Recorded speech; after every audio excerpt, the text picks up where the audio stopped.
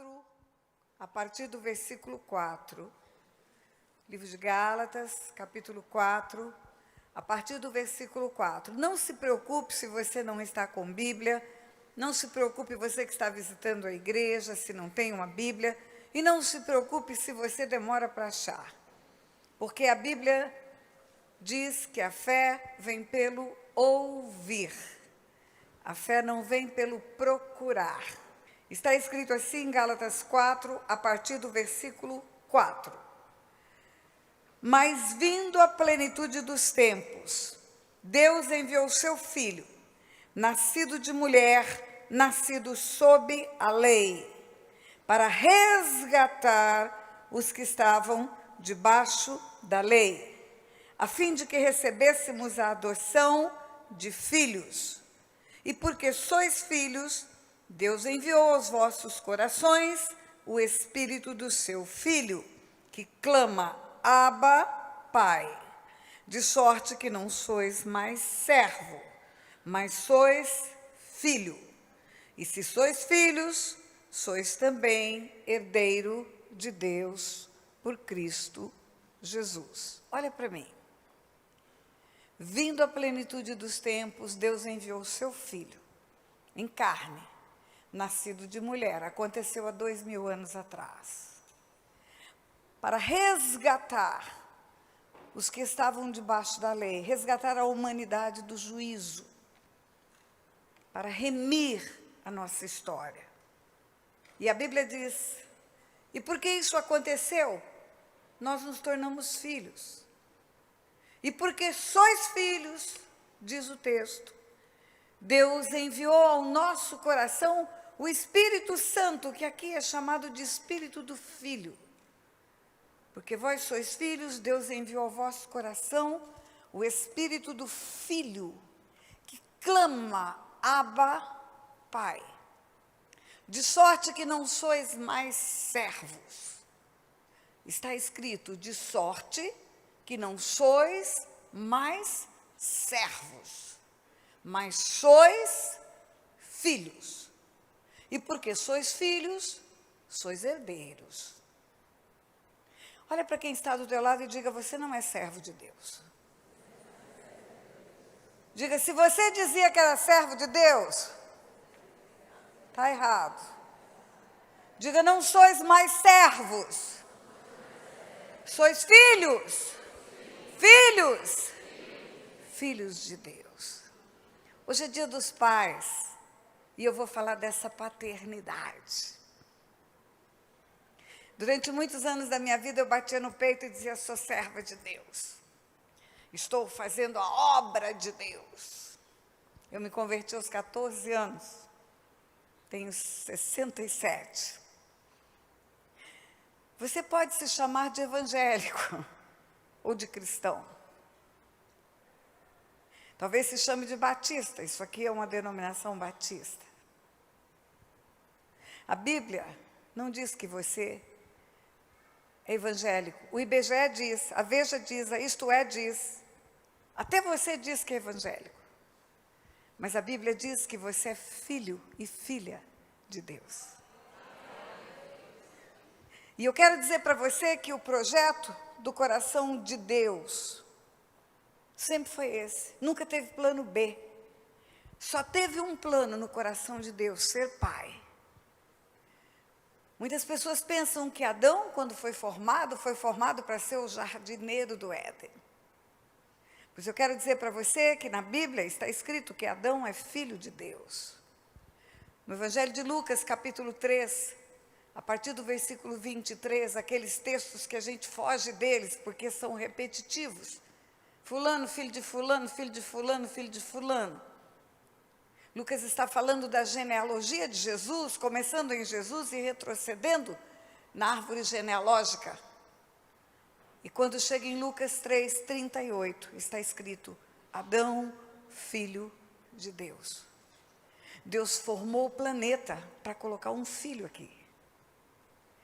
Tudo que Deus formou, tudo que Deus fez, e viu que era bom, você acha que era bom para ele?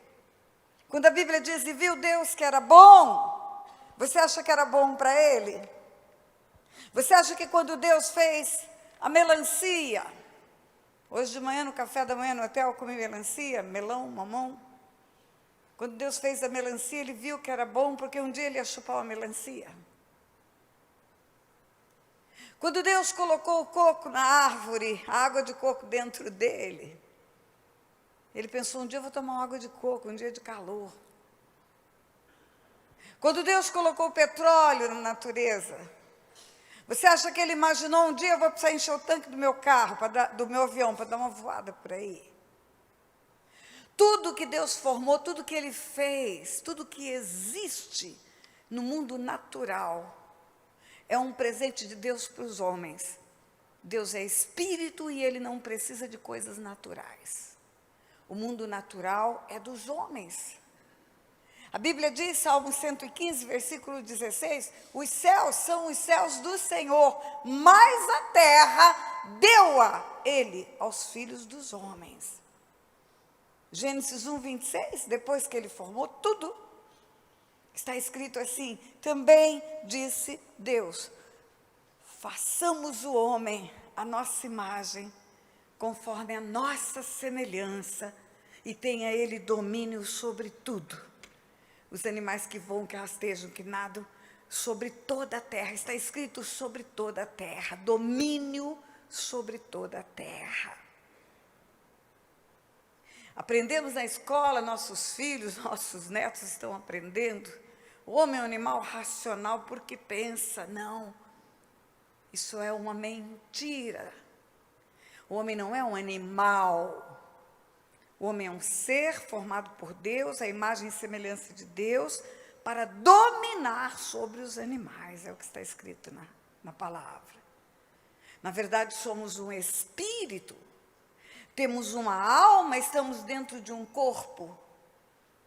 A Bíblia fala quando o homem morre, o corpo volta para o pó. E o espírito volta para Deus que o deu. Volta, a palavra volta é. Por que volta? Porque lá é a minha origem e lá é o meu destino. Eu volto para casa essa madrugada. Não moro aqui, volto para o Rio de Janeiro. O homem veio do coração de Deus para a terra. Não é só para Jeremias que ele fala, antes que eu te formasse, eu te conheci, antes que saísses do ventre da tua mãe, eu te constituí profeta às nações, é para cada um de nós. Cada um de nós foi conhecido por Deus antes de vir para o ventre da nossa mãe. Homem e mulher não fazem filhos. Eles recebem filhos como presentes de Deus. Os filhos literalmente são herança do Senhor. Fruto do ventre, o galardão, um presente. Sabe por que os homens não fazem filhos? Porque os filhos são espíritos e homens não sabem fazer espírito. Os filhos têm uma alma, os homens não sabem fazer alma. Quando digo homens, incluo mulheres. E nem corpo nós sabemos fazer. Ninguém aqui sabe fazer orelha, nariz, cotovelo. Se você chamar uma mulher grávida aqui na frente e perguntar para ela, quando esse bebê nascer, que tamanho o pé vai ser quando for adulto, que número vai calçar? Ela vai responder, não sei. Ou se você perguntar para ela, essa criança vai gostar de doce ou de salgado? Hoje almoçamos juntos, Neidinha e a sua filha, os seus netos, e o bebezinho não gosta de doce, só gosta de salgado. Será que a mamãe sabia disso quando a criança estava no ventre? Não. Ela vai responder, não sei. Se você perguntar para uma grávida, o seu filhinho vai ser dorminhoco ou vai ser turbinado, acordar cedo, dormir tarde? Ela vai dizer, não sei. Sabe por que não sabe? Porque não está fazendo. Porque barriga de mulher é oficina de Deus. É o único portal legal que Deus tem para enviar espíritos para a terra. É pelo ventre das mulheres. Mas são espíritos dele, filhos dele. Adão não foi formado para ser jardineiro do Éden. Foi formado para ser filho de Deus. O homem pecou, você sabe disso. E quando pecou, perdeu esse status de filho. Era apenas uma criatura andando sobre a terra.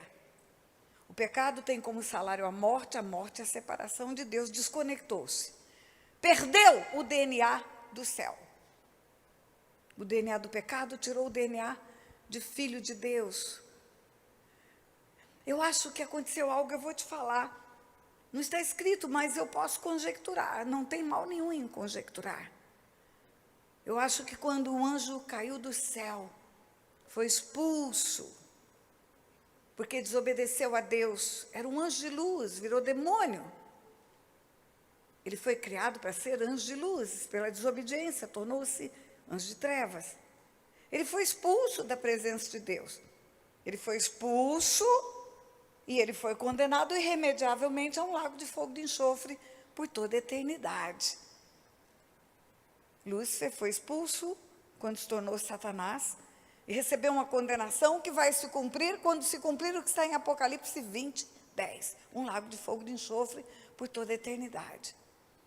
Quando ele veio à terra e ele induziu o homem ao pecado, ele tinha um plano.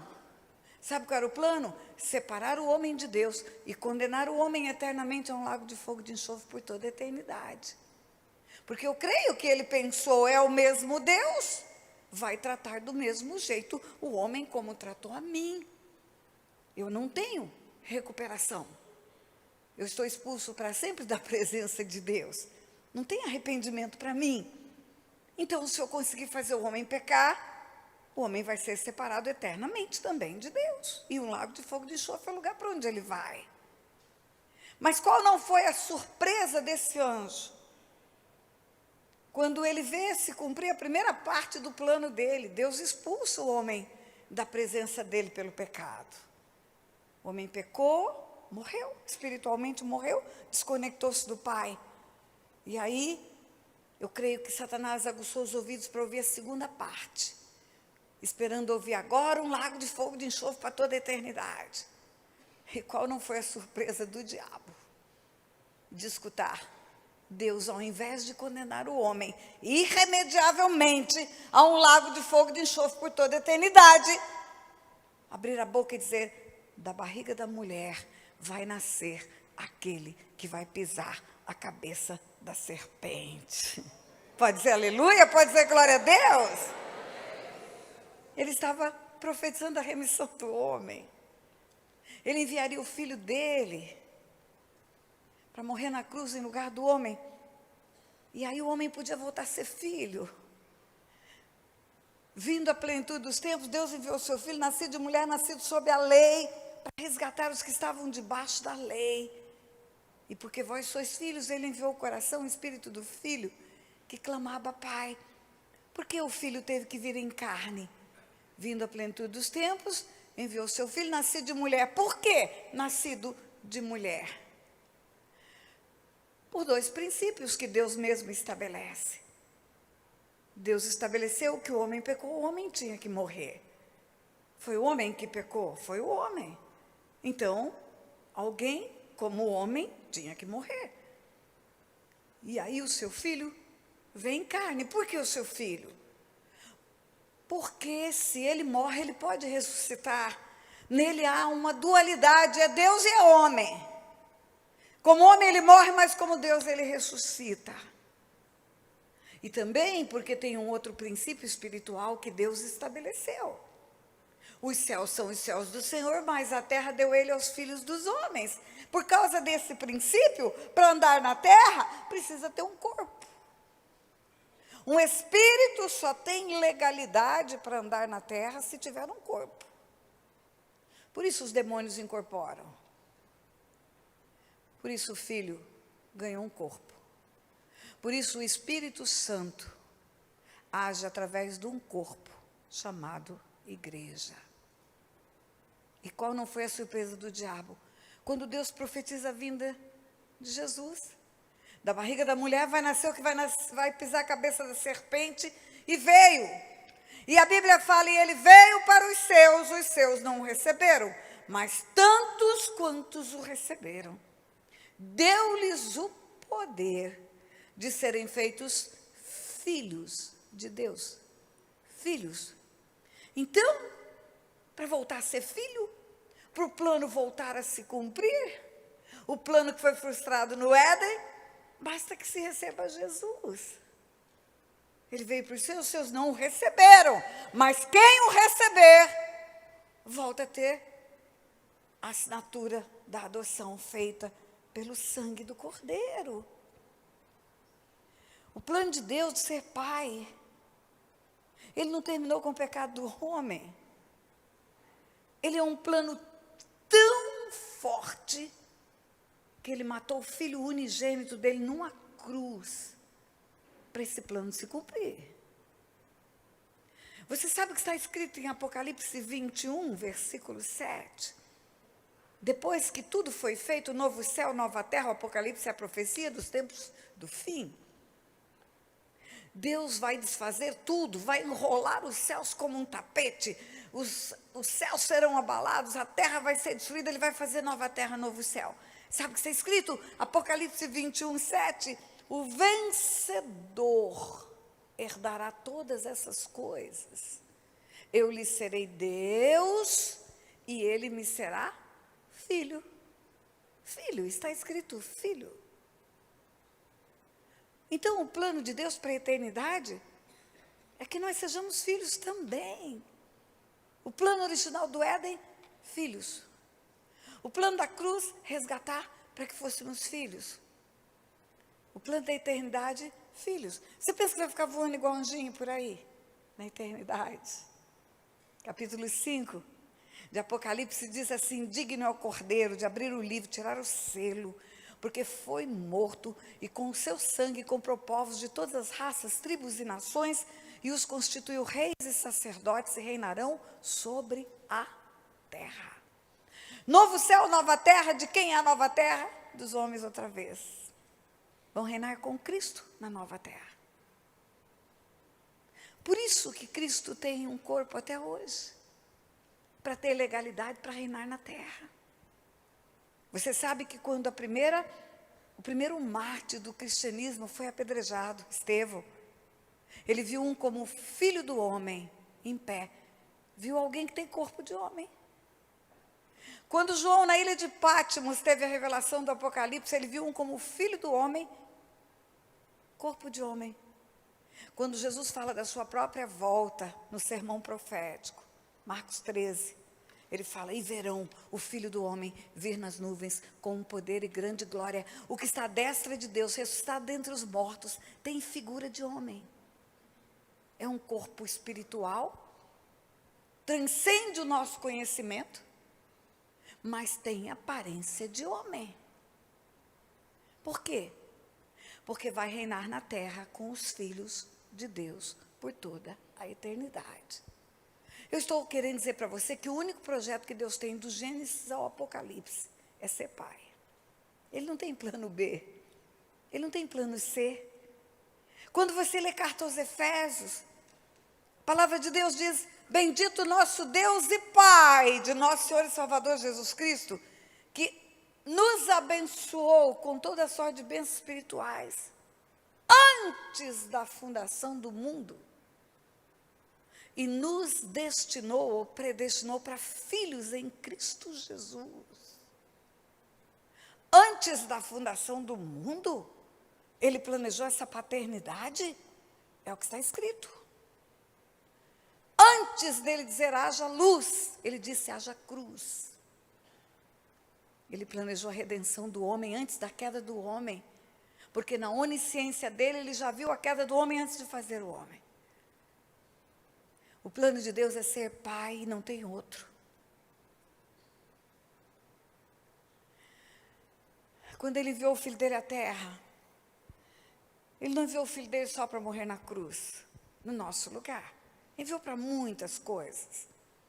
Eu falei que eu dou um seminário intensivo. Nesse seminário eu falo sobre muitas coisas. Falo sobre a autoridade espiritual. Ele morreu para trazer autoridade para a terra. Lá no Jordão, quando a Trindade se manifesta, Pai, Filho e Espírito Santo, o Pai diz: esse é o meu filho amado, o filho está sendo batizado, e o Espírito desce em forma de pomba, a Trindade vem para a terra, a autoridade do céu veio para a terra naquela hora. Por isso que só a partir dali ele pôde se encontrar com Satanás. 30 anos ele não pôde. Ali ele tem autoridade para enfrentamento no mundo espiritual. Mas ele também veio para ensinar relacionamento do homem com Deus como pai. Eu quero te lembrar uma parábola, não vou ler. Parábola do filho pródigo, Lucas, capítulo 15 do Evangelho de Lucas. O capítulo 15 do Evangelho de Lucas, o caput, o começo, começa dizendo assim: Jesus foi criticado porque comia e bebia com os pecadores. E foi criticado pelos fariseus, pelos escribas. Os doutores da lei, os teólogos de plantão, os religiosos da época, criticaram-no porque ele comia e bebia com pecadores. E quando ele recebe essa crítica, ele começa a responder através de parábolas. Fala da parábola da ovelha perdida, da dracma perdida e do filho pródigo. Deixa eu fazer um parêntese. Um dia um dos seus discípulos falou: por que o senhor fala através de parábolas? Ele disse: porque não é a todos que é dado a conhecer os mistérios do reino de Deus, do reino dos céus. Mas a vós que sois discípulos, eu explico. Então parábolas não são historietas só. Parábolas são chaves espirituais de mistérios do reino dos céus. Parábolas são segredos espirituais que nos dá a entender o reino de Deus. E naquele dia ele é criticado por fariseus, porque comia e bebia com pecadores. E ele responde através de parábolas. E na parábola do filho pródigo, que é a terceira que ele fala, ele conta uma história. O homem tinha 2 filhos, o mais novo pediu a parte que lhe cabia nos haveres. O pai repartiu os haveres, o mais novo foi embora, torrou tudo. Gastou tudo, foi ver absolutamente. Caiu em si. Foi no fundo do poço. Arrependeu-se. Cair em si é arrepender-se. E disse: voltarei para a casa do meu pai. E falarei para o meu pai: Pai, eu não sou digno de ser chamado teu filho. Pai, trata-me como um dos teus trabalhadores. Mas me deixa ficar. Ele é tudo errado, ele pecou, ele fez tudo errado. Mas ele tem o coração de filho. Ele sabe que ele tem um pai. Porque ele começa dizendo: voltarei para a casa do meu pai. Ele ensaia um discurso, achando que o pai não quer mais ele como filho, porque ele fez tudo errado. Ele tem certeza que ele tem um pai, ele só não tem certeza do tamanho do amor do pai. Mas ele volta, querendo ficar junto do pai. E ele fala: pai, pai, pai, pai. Quando ele chega, que ele começa a falar o discurso dele, antes que ele diga: não sou digno de ser chamado teu filho, o pai devolve para ele todo o requisito de status de filho. A capa é a proteção paterna, o anel, a autoridade de filho, o sapato, o destino de filho, os pés, a caminhada. Agora, nessa casa tem um outro filho. O outro filho não fez nada errado, está tudo certinho. Está dentro de casa. E ele escuta as músicas. Ele chega em casa, ele não fala com o pai. Ele fala com um empregado. O que está acontecendo em casa? Que barulho é esse? O empregado fala: teu irmão voltou com vida. Estava morto. E aí ele vai falar com o pai e ele não fala pai. Ele fala: eu te sirvo há tantos anos e você nunca me deu um cabrito para comemorar com os meus amigos. E agora esse teu filho, que gastou tudo com meretrizes, você está fazendo essa festa. Presta atenção nessa fala. Eu te sirvo e ele é teu filho. Eu te sirvo. Aquele rapaz achava que era servo. Aquele rapaz não tinha convicção de quem ele era. Ele não chama o pai de pai. E ele não fala: eu sou teu filho, o senhor nunca me deu um cabrito. Ele fala: eu te sirvo há tantos anos. Sabe qual é a resposta do pai para ele? Tudo que é meu é teu. Meu filho, tudo que é meu é teu. O teu irmão estava morto e reviveu, estava perdido e foi achado. Vale a pena lembrar que não está escrito, o teu irmão estava desviado. Nós temos uma linguagem peculiar de crente que não é bíblica. Fulano está desviado, fulano está morto. Separar de Deus é estar morto. Porque o salário do pecado é a morte. Você pensa que a parábola do filho pródigo é uma resposta de Jesus para falar do pecador? Não, não, não, não, não. A parábola do filho pródigo é para falar do que está dentro da casa do pai e não tem Deus como pai. Ele fala para os fariseus naquela parábola: vocês estão na casa do meu pai, mas vocês não se sentem filhos do meu pai. Porque se vocês se sentissem filhos do meu pai, vocês veriam a tristeza do coração do meu pai, porque tem um filho perdido. E se vocês fossem filhos do meu pai, vocês se sentiriam irmão daquele que está perdido. E a alegria da volta do irmão perdido ia ser a sua alegria também. Vocês estão na casa do meu pai, mas porque são órfãos espirituais, porque não aceitam a paternidade do meu pai na sua vida. Vocês estão virando religiosos, é isso que ele está falando com aqueles homens. O espírito de religiosidade, ele se instala no coração daquele que tem orfandade espiritual. Esses mesmos fariseus oravam aquelas orações impostadas, pareciam repórteres da Globo. Ó Senhor da glória! Grande, tremendo és, majestoso, poderoso, os céus proclamam a tua glória. Jesus chegou para aqueles homens e falou: quando você orar, você fala Pai Nosso. Fala Pai. Quando vocês derem esmola nas praças, vocês não precisam fazer alarde, tocar trombeta. O vosso Pai, que vem em secreto, vai te recompensar. Quando você jejuar, não fica de cara comprida, toma banho, arruma o cabelo. O vosso Pai vai recompensar. Vocês estão preocupados com o que vão beber, vestir, calçar, comer? Calma.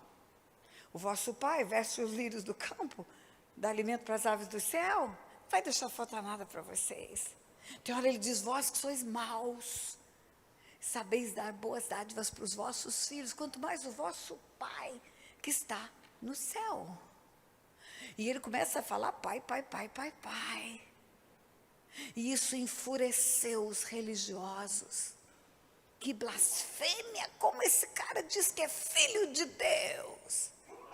Você sabia que se você for estudar juridicamente a condenação de Jesus, essa é a principal razão.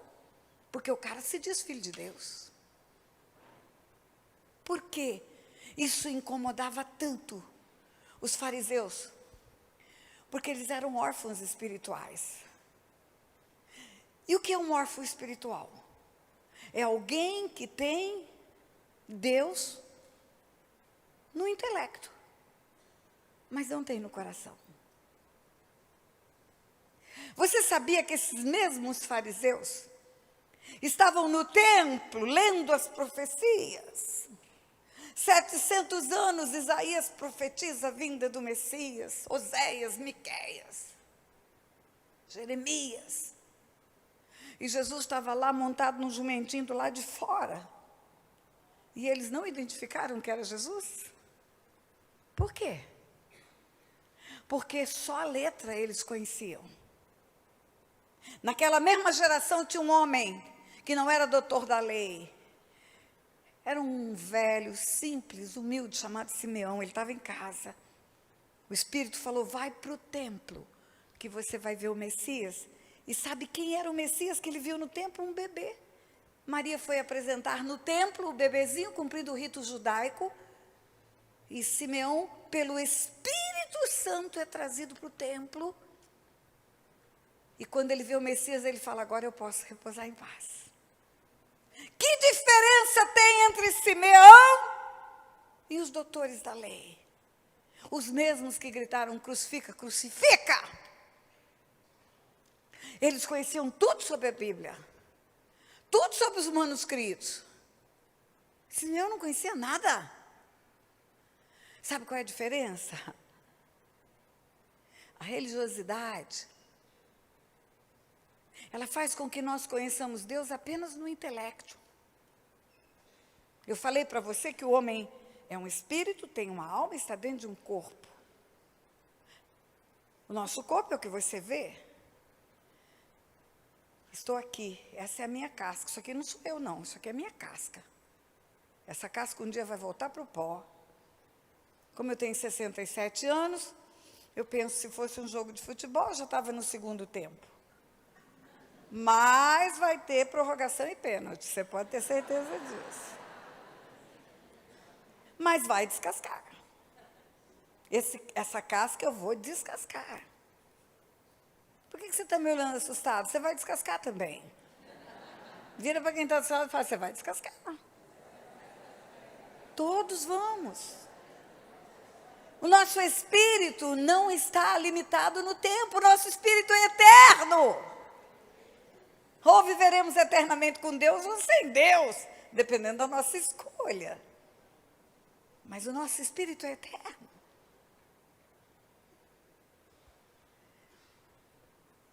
Na minha alma estão o meu intelecto, as minhas vontades e as minhas emoções. Essa é a parte do homem que se relaciona com os outros. Quando Deus fala, não é bom que o homem viva só, o homem não estava só. O próprio Deus visitava o homem todo dia. Como é que você está só, se tem a visita de Deus? Mas Deus está falando de outros iguais a Ele. Na alma nós relacionamos com filhos, com pais, com irmãos, com amigos. Na alma nós temos as emoções, a tristeza, a alegria, o choro, o riso. Na alma está o nosso intelecto, a nossa caixa preta que retém as informações de tudo que aprendemos. Sabe aonde estão todos os ramos do direito que eu estudei para passar num concurso para juíza federal? Na minha alma. Tudo. Direito civil, tributário, comercial, está tudo lá. Agora tem em mim uma outra porção, que é o Espírito. E essa parte foi colocada por Deus em mim, para me relacionar com o mundo espiritual. Pai, Filho, Espírito Santo e anjos. Por escolhas erradas, eu posso me relacionar com demônios. Mas o meu espírito foi formado por Deus para conectar-se com Ele. A Bíblia fala, Deus é espírito, importa que o adoremos em espírito e em verdade. A Bíblia fala apenas espiritualmente, se discerne coisas espirituais. É no espírito que o homem tem conexão com Deus, não é na alma. Eu posso estudar a Bíblia toda, só na minha alma. Eu posso virar doutora em teologia e nunca haver escutado a voz de Deus. Eu posso estudar tudo sobre qualquer coisa. Eu posso estudar tudo sobre Hitler, virar doutora nesse tema, ir para a televisão, ganhar prêmios. Nunca sentei para tomar um café com ele. A intimidade não dá pelo conhecer. O conhecimento é intelectual. A intimidade é espiritual. Sabe o que a orfandade espiritual produz em nós? O farisaísmo. Nós ficamos conhecendo tudo sobre Deus, sabemos versículos bíblicos, mas nunca ouvimos a voz, nunca sentimos a presença. Não temos o colo dele quando precisamos. E sabe o que eu descobri atendendo pessoas? Que tem uma causa. Os nossos pais, eles foram colocados na nossa vida como um referencial de Deus. O modelo de família foi estabelecido por Deus lá no Éden. Deixará o homem pai e mãe, unir-se à sua mulher, e serão os dois uma só carne. Lá no Éden já fala de pai, já fala de mãe, e já fala de homem e de mulher. Não existia pai e mãe, existia só Deus e Adão. Mas Deus usa a boca de Adão como o primeiro profeta bíblico. Quando Deus faz Adão dormir, tira uma parte, devolve, transformada na mulher. Adão olha e diz, é osso dos meus ossos, é carne da minha carne. Por isso, deixará o homem pai e mãe, unir-se à sua mulher e serão os dois uma só carne. Mas como que Adão sabe o que é pai? Ele não tem pai, ele não viu pai. Ele está falando boca de Deus. Sabe por que eu sei? Porque no livro de Mateus, capítulo 19, quando Jesus é colocado na parede pelos fariseus por causa do divórcio, os fariseus dizem assim para Jesus, é lícito ao homem repudiar sua mulher por qualquer motivo? Sabe o que Jesus responde? Não viste o que disse o Criador? Desde o princípio, o Criador disse, deixará o homem pai e mãe, unir-se à sua mulher, serão os dois uma só carne. Isso não foi Adão que falou. Desde o Éden, o projeto de Deus é uma família. E nessa família cada um tem o seu papel. E o pai tem o papel de representar Deus na sua família.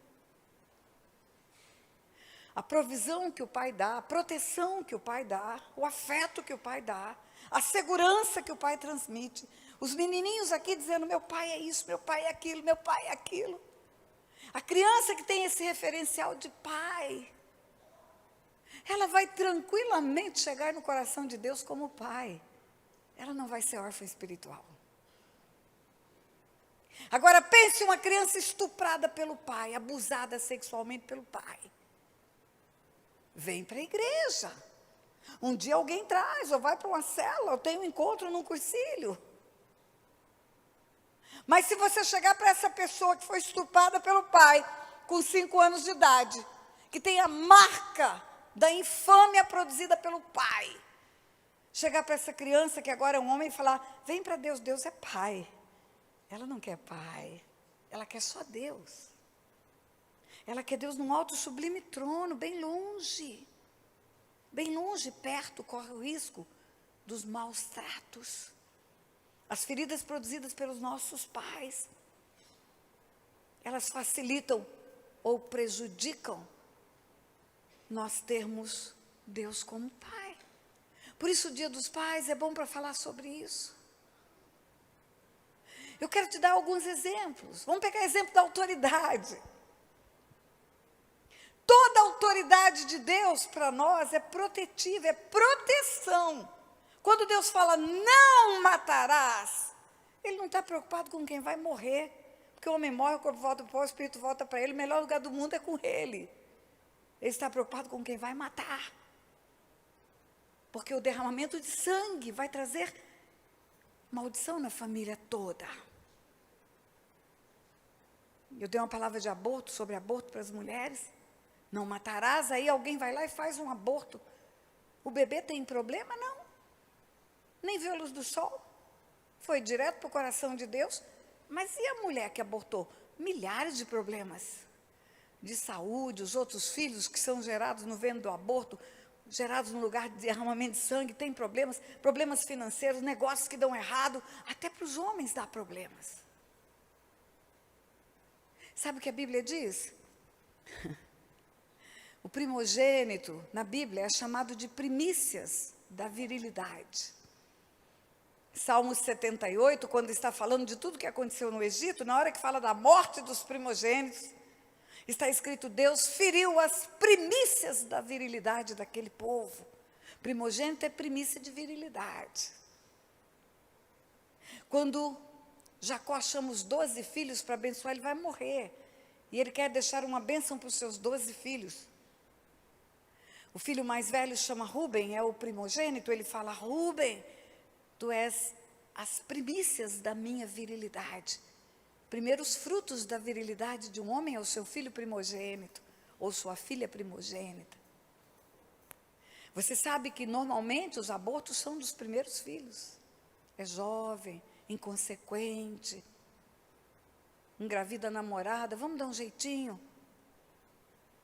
Sabe o que eu tenho aprendido cuidando de gente? Consequência espiritual do aborto para o homem. Se foi a morte do primogênito, pode ser a morte da sua virilidade. Porque ele entregou a virilidade para a morte. O que significa isso, pastora? Impotência sexual. Homens jovens precisando de uma pílulazinha azul. Quando Deus fala não, Ele está protegendo a gente. Não furtarás. Aquela latinha de leite condensado extra que eu não paguei, não tem problema, não tem. Aquilo é como um buraquinho num dique na sua casa. O que não for trazido como fruto do seu trabalho é roubo, é furto. E vai abrir janelas espirituais, espíritos roubadores começam a tirar suas coisas, estragar os seus bens, destruir os seus automóveis. O não de Deus é proteção. E Ele quer que os pais manifestem para os filhos isso, que o não seja proteção. Porque o filho vai facilmente entender a paternidade de Deus. Se tiver um pai que é protetor na sua autoridade. Mas aí você tem um pai abusivo. Às vezes o abuso é sutil, sabia que é sutil? O filho chega da escola com o boletim, só tem nota boa, vermelha nenhuma, tudo estourando de bonita.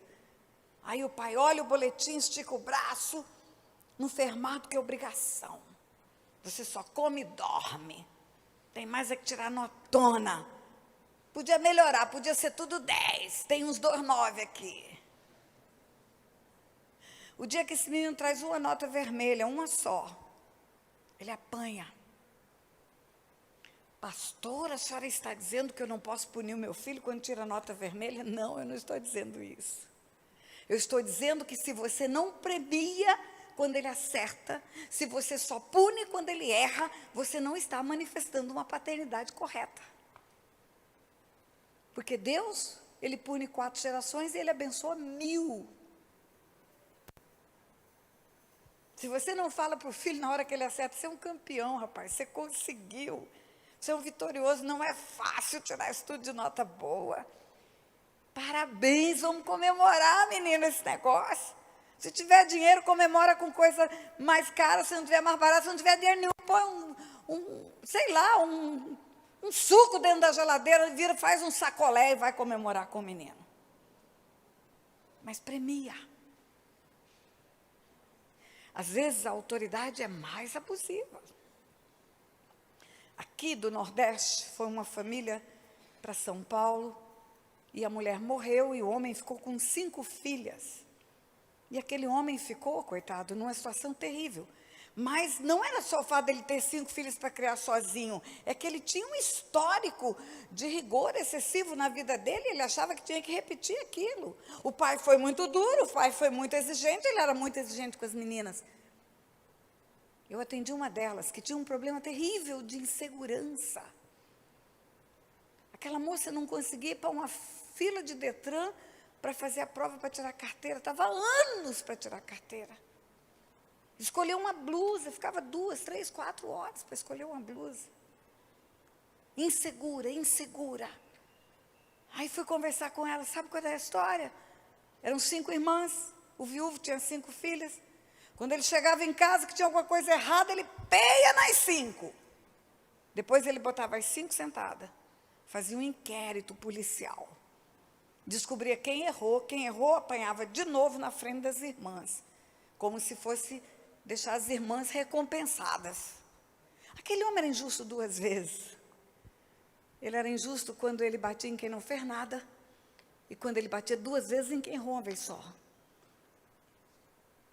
E a insegurança de proteção, a insegurança de resultado, a insegurança do que vai acontecer. Deus não faz assim. E a provisão? A provisão. A Bíblia nos ensina que Deus é Jeová Jiré. Deus é justo, aí o Pai mostra injustiça. Deus é protetor, o Pai mostra abuso. Às vezes o abuso é pior, eu não vou falar aqui porque tem criança, eu não estou dando seminário de libertação, Às vezes o abuso é terrível, a violência doméstica é terrível. Aqui nós temos uma promotora, ela que o diga, o que ela encontra no campo da violência doméstica. Imagina uma criança que vê sua mãe apanhando. Insegurança total, quando Deus quer que o pai manifeste a segurança. O pai é o valente da casa, o pai é o teto da família, é o protetor. Homens, deixa eu contar algo para vocês. Quando o teto da família, o protetor, está vivendo promiscuidade, seja um adultério, seja uma promiscuidadezinha virtual, é quando acontecem os desvios sexuais dos filhos.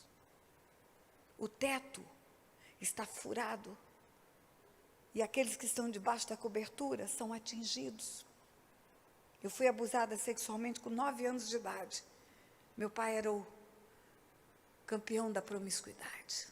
O abusador chega na casa. A provisão, Deus é Jeová Jiré. Ele coloca os pais na vida dos filhos, na vida da família, para ser o provedor. E aí você tem um pai que se droga, que bebe. Meu pai comprava caixas de uísque Chivas Regal, 12 anos. E eu não tinha um tostão para comprar um suspiro cor-de-rosa da padaria. Eu tinha que ir para o lixo da cidade de Aquidauana catar metais para vender no ferro velho, para comprar umas guloseimas que criança gosta. No lixo da cidade de Aquidauana tinha papel higiênico da cidade inteira. O lugar mais sujo é um lixo. Igreja, até hoje, escuta o que eu vou dizer para você, até hoje, se eu estou assistindo um filme e tem um lixão no filme, eu sinto o cheiro do lixo de Aquidauana. Eu sou perfumada, estou dentro do meu carro, vidro levantado, perfumada. Se passar numa rodovia tem um lixo, eu sinto o cheiro do lixo de Aquidauana, está na minha memória emocional até o dia de hoje.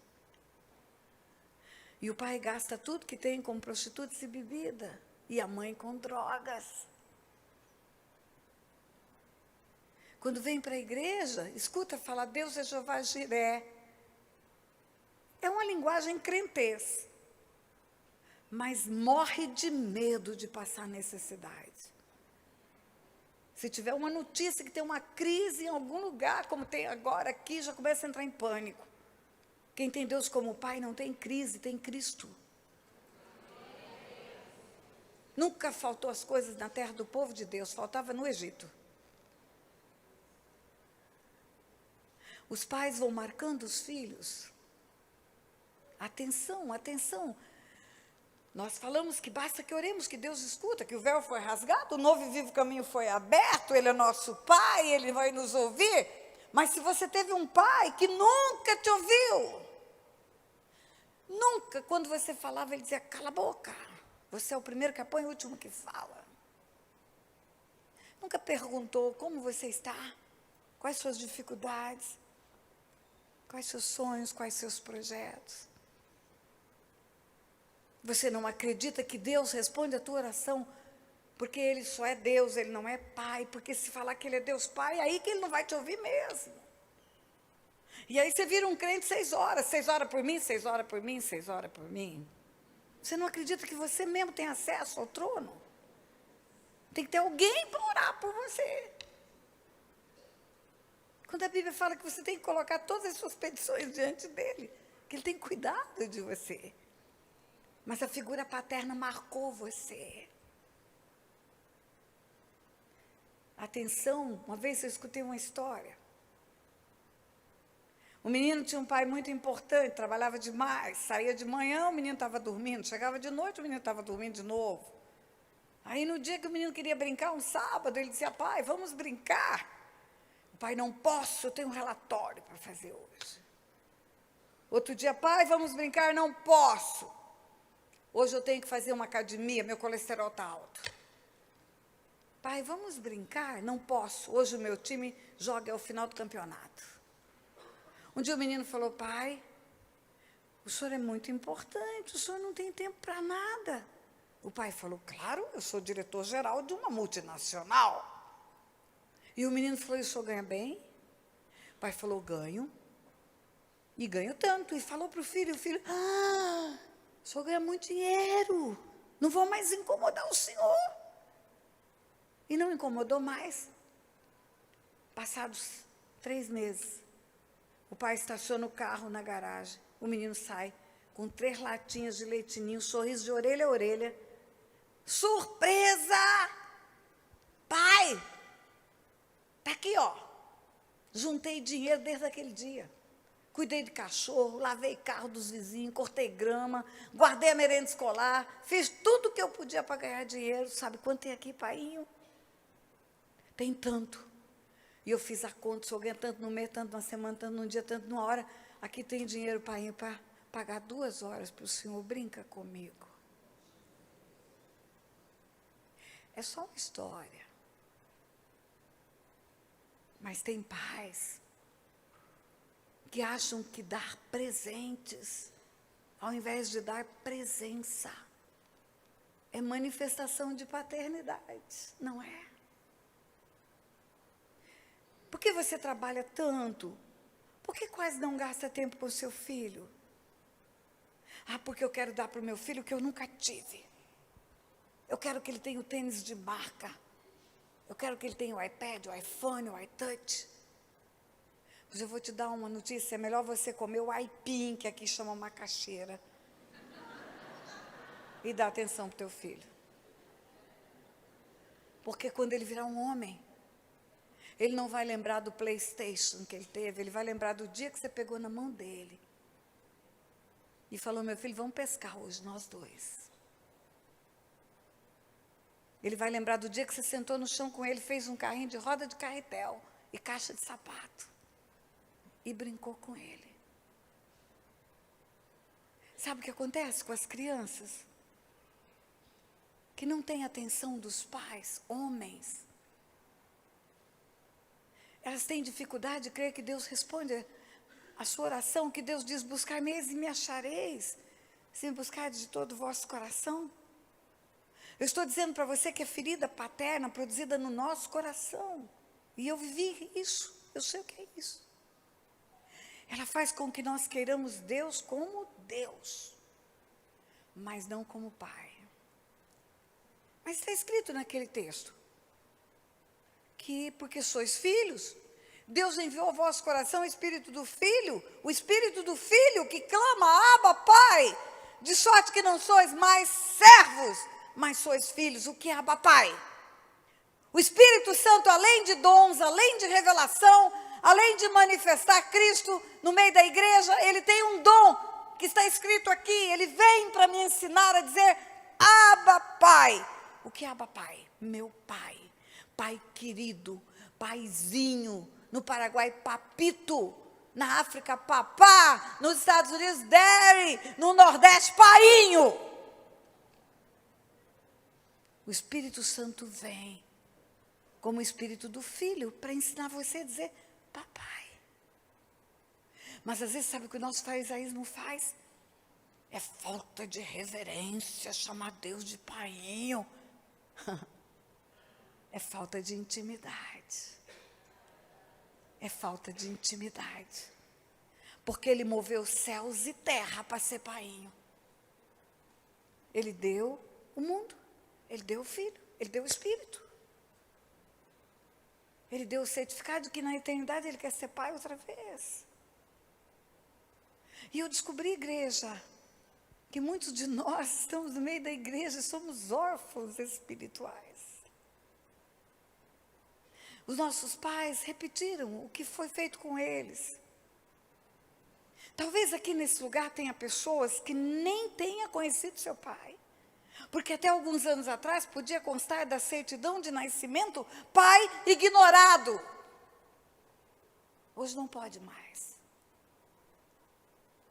Pais que geraram filhos e nunca cuidaram. É comum a mulher ter que entrar com ação de investigação de paternidade, para depois entrar com ação de pensão alimentícia, para tirar comida do filho, só comida. O básico do básico do básico. A falência da relação de um pai com o filho.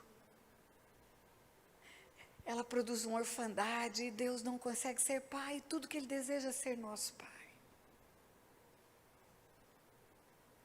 Tem mulheres, escuta mulheres, eu tenho algo para dizer para vocês.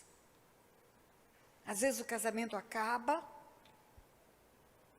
seja por qual razão for, não vou entrar no mérito dessa questão, não estou falando para casais. O casamento acaba, o marido vai embora, invariavelmente a criança fica com a mãe. E sabe o que a mãe começa a fazer? Ela começa a produzir no coração do filho uma aversão ao pai. O seu pai não presta, o seu pai é um canalha. O seu pai nos deixou, ela não sabe o mal que ela está fazendo. O que ela tinha que fazer é levar o coração do filho até o coração do pai. Era chegar para esse filho e dizer: meu filho, seu pai e eu não nos entendemos, deu errado comigo, nós tivemos culpa os dois, ou seu pai não quis ficar, mas ele é o seu pai. Honra ele como teu pai. Não se desligue do seu pai. Porque se ela não fizer isso, esse menino vai crescer órfão espiritual. E agora? O que fazemos? Muitos de nós estamos no meio da igreja como eu estava há 30 anos atrás. Eu era tão inflexível para a obra do Espírito Santo, igreja, que quando eu via alguém falar: o Senhor me acordou na madrugada para orar, eu falava: balela, essa mulher teve insônia. Teve insônia. Quando alguém falava assim: Deus falou comigo, eu falava: essa mulher está ouvindo vozes. Sabe lá que vozes ela está ouvindo? Ou então está chamando a atenção. Quando eu vi alguém ter algo especial no culto, eu falava: isso é histeria. Porque o que eu não sentia, eu achava que ninguém sentia. Um dia eu fui tratada pelo Senhor. Eu vi Ele falando com tanta gente, eu falei: por que o Senhor não fala comigo? Ele falou: porque você tem um canudo entupido no teu coração. Você tem feridas na sua alma. E eu não posso falar com você. Rancor, ódio, ressentimento que você tem do seu pai impedem a nossa comunicação. E agora o que eu tenho que fazer? Perdoa. Perdoa. Mas como eu vou perdoar? Eu continuo me lembrando de tudo de errado que ele fez? Perdoar não é esquecer, igreja. Deus não dá amnésia para ninguém. Amnésia, esquecimento, é doença. Eu lembro de tudo que meu pai aprontou, mas eu decido perdoar. Mas, pastor, ainda dói. Ainda dói. Eu apanhei tanto, pastor, a senhora não sabe como meu pai era. Eu fui procurar meu pai, ele me enxotou, ainda dói. Perdoar também não é não sentir dor. Você acha que Jesus na cruz, quando perdoa a humanidade, diz: pai, perdoa porque não sabem o que fazem. Você acha que ele não sentiu dor nenhuma? Claro que sentiu. Maior a dor, maior a grandeza do perdão. Pastor, o que é perdoar? Perdoar é riscar a dívida. Perdoar é riscar a dívida. Perdoar é obedecer. Deus fala: se você não perdoar os homens, não tem negócio comigo, eu não perdoo. Perdoar é obedecer, é um ato de obediência, não é um sentimento. Meu irmão, me ajuda a pregar, você que está de Bíblia na mão. Tão sério, eu sei que Deus está falando com você. Fica em pé. Senta. Levanta. Senta. Mais uma vez, levanta. Senta. O que esse moço fez? Ele obedeceu um comando. Ele fez uma ação em obediência a um comando. Por que ação? Porque sentar e levantar é verbo, é uma ação, nós aprendemos isso. É uma ação. Andar é verbo, eu estou andando porque eu quero andar, é verbo. Fechar o iPad, fechei, é verbo. Beber é verbo. Eu bebo, tu bebes, ele bebe. Perdoar é verbo. Eu perdoo, tu perdoas, ele perdoa. É uma decisão. Perdoa porque ou o seu pai, que produziu feridas no teu coração, era uma pessoa que não tinha Deus, ele não tinha luz. Ele fez tudo errado. Perdoa, porque talvez ele fosse uma pessoa presa nas trevas. Aprendemos aqui que quem não está na luz está nas trevas, não tem zona de penumbra. Perdoa, porque talvez ele esteja repetindo aquilo que fizeram com ele.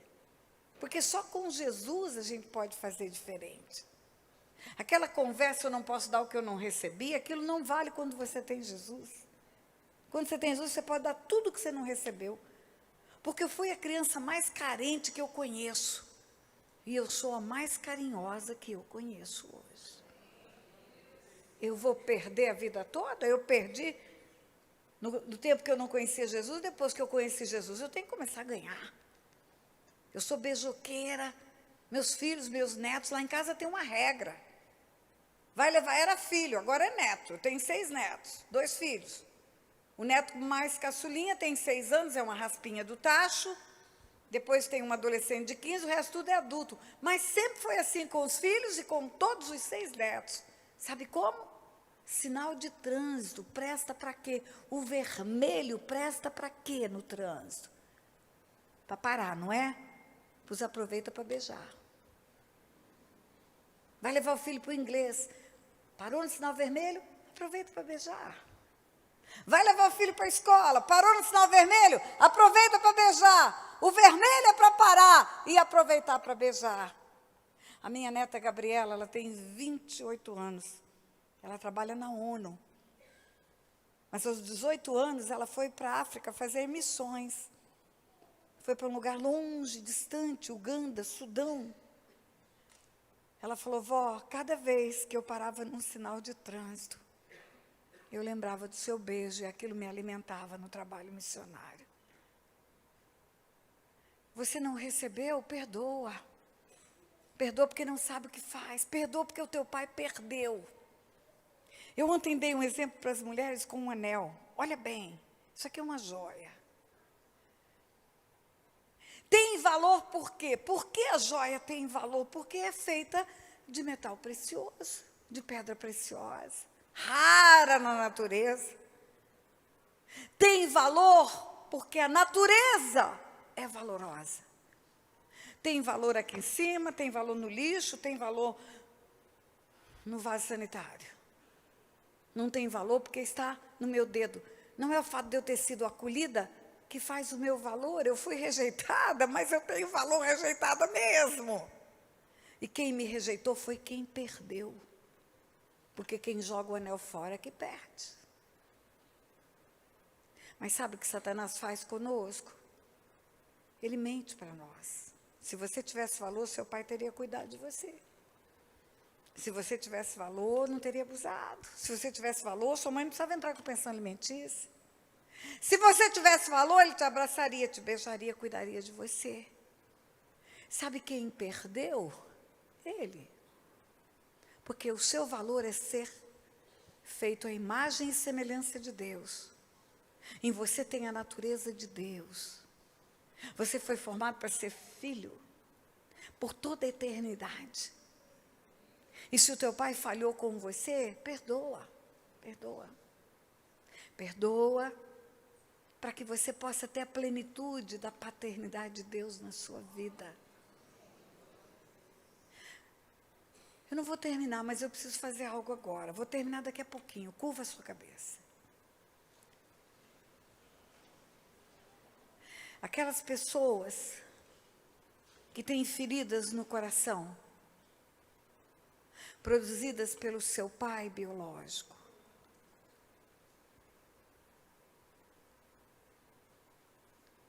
Se foi tocado por essa palavra, abre a tua boca e libera o perdão. Ele não sabia o que estava fazendo.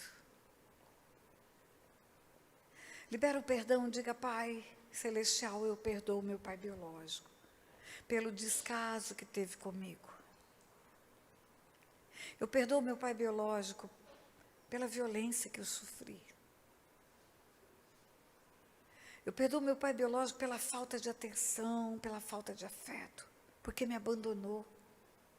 Perdoa. Perdoa para sair a orfandade do teu coração. Abre a tua boca e perdoa. Deus traz ao coração dos teus filhos e das tuas filhas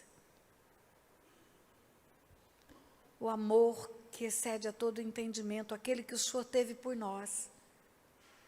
O Senhor nos deu uma grande graça, uma grande misericórdia, que essa parte dessa graça e dessa misericórdia seja concedida agora para os seus pais, naquilo que eles erraram. Eles receberam uma grande graça do Senhor, e que eles possam agora, nessa hora, liberar uma parte dessa graça. Perdoa o pai que te ofendeu, perdoa o pai que te amaldiçoou. Perdoa o pai que abriu a boca e falou, você não vai dar para nada. Perdoa o pai que te rejeitou, você foi atrás dele. E ele nem te recebeu. Perdoa. Para limpar o teu coração e você poder receber Deus como pai. Como pai. Deus visita os teus filhos a partir dessa data, Pai. Como Pai, como Abba Pai, como Painho, como Deus Pai. Limpando todo resíduo de orfandade no coração deles, Pai. É o que eu te peço em nome de Jesus. Você pode dizer amém? Olha para mim, eu estou terminando, eu vou te dar uma tarefa. Aliás, vou te dar 3 tarefas. A primeira tarefa é para aqueles que têm filhos. Ah, papai, você descobriu que o seu comportamento pode facilitar ou atrapalhar seu filho de receber Deus como pai. Olha que tarefa é a sua. É tão sério esse negócio da paternidade que até o sexo do seu filho é firmado pelo seu comportamento. Os homens pensam que as mamães ensinam as meninas a serem meninas e os papais ensinam os meninos a serem meninos. Pois eu quero dizer para você que não é. Deus Pai formou macho e fêmea e Ele delega para o pai fixar essa identidade nas crianças. Quando o menino olha para você, papai, ele vê um herói, ele quer ser igual a você, o seu modelo vai ser referência. E ele quer ser homem como você é homem. E a menininha olha para você, ela não vê um herói, ela vê um príncipe. E ela quer casar com você. Pergunta para as menininhas, quem é o seu namorado? Meu pai. Com quem que você vai casar? Com o papai. Sabe por quê?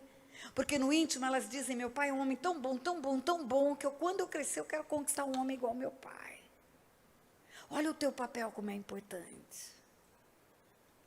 Eu quero dizer para você que quando você chegar diante de Deus, Ele não vai perguntar quantos bens tem na sua declaração de imposto de renda. Quantas línguas você fala. Quantos cartões de crédito você tem? Mas Ele vai perguntar, o que você fez da herança que eu te dei? Então, o teu filho é mais importante do que tudo. Se você achar que ele pensa que porque você está enchendo ele de bens, ao invés de encher de presença, isso agrada o coração dele, eu vou dizer para você, é mentira. Sabe qual é a mensagem que a criança recebe quando o pai dá tudo e não dá tempo? As coisas são mais importantes do que a minha vida. Pega o filho, bota na cama, ora por ele. Estende a mão sobre ele à noite. Abençoa. Beija teu filho, não importa quantos anos ele tem. A palavra que nós lemos diz, de sorte que não sois mais servos, mas sois filhos.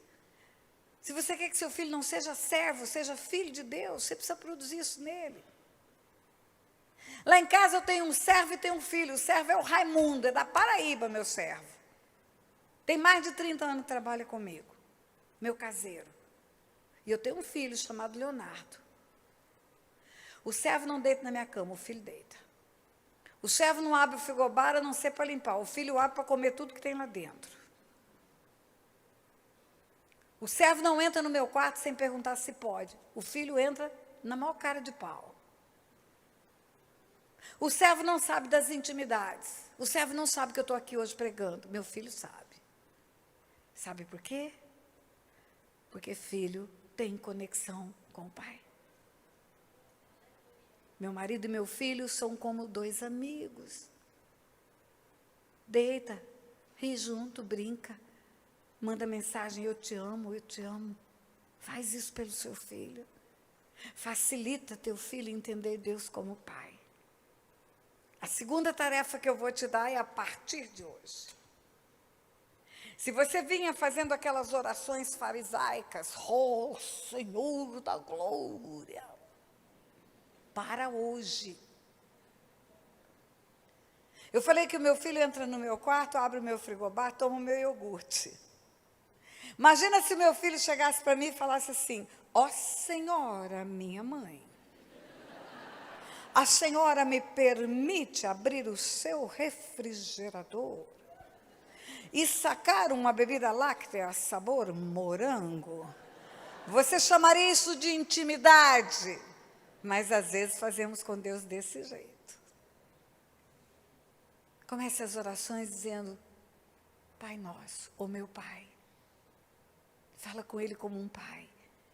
Fala com Ele como um filho, fala com um pai. Compartilha com Ele as coisas.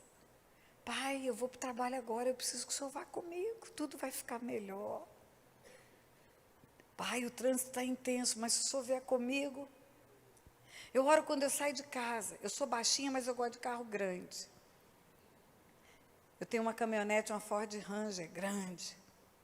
Meus filhos não queriam que eu comprasse. Mãe, você já viu como é que você sobe? Você escala, você é baixinha.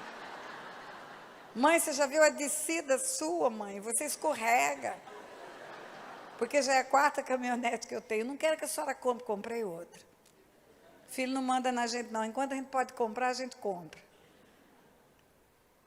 Eu saio de casa com a caminhonete, sabe como eu oro? Pai, o Senhor me deu um carro grande, agora eu preciso de uma vaga grande. Eu falo com Ele como meu Pai. E sempre tem a vaga grande no lugar que eu estou precisando. Então comece a mudar a forma de orar. Fale com Ele como um filho. E a terceira tarefa, que eu agora termino mesmo... Se Ele é teu pai, e Ele é meu pai, você é meu irmão de verdade. Esse negócio de paz do Senhor, meu irmão, é para valer. Graça e paz, meu irmão, é para valer. Nós somos filhos do mesmo pai. Do mesmo pai. Então somos irmãos. O irmão do filho pródigo não tinha o coração de irmão, porque ele não tinha o coração de filho. Ele não recebeu outro como irmão, porque ele não recebeu o pai como pai. E a tarefa é, você vai dar um abraço. Aqui no Nordeste fala um cheiro. Você vai dar um cheiro.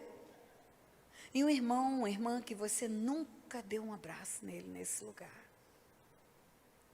Porque se ele é teu irmão, ele é filho do teu pai. Você vai fazer assim, ó, eu vou te ensinar. Você não, já te cheirei muito, já te abracei muito. Você, vem cá, você não dei nenhum cheiro em você, vem cá, vem cá. Vem cá, minha irmã. É? Vai chegar para ele e vai dizer, ó, eu vou falar para ela, porque é mulher, você é minha irmã, filha de meu pai. E porque você é minha irmã, filha de meu pai. Eu quero te abraçar como uma irmã abraça uma irmã.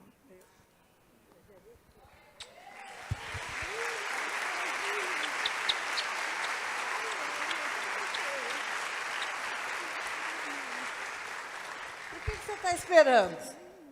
O que você está esperando?